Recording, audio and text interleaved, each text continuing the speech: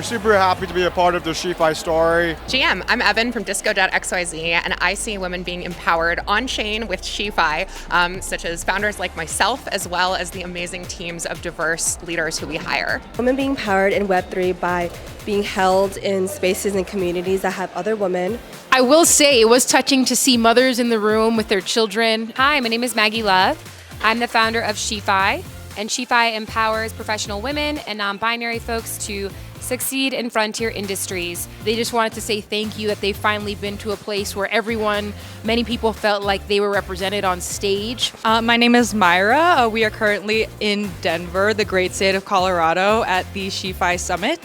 So I'm Jules. I'm one of the co-curators of SheFi Summit, but I'm also the founder of Enzo Collective. What it means for me to empower women in these events is to actually make space for them to lead these conversations. I go back to the specific times of, being a female founder and how difficult it is.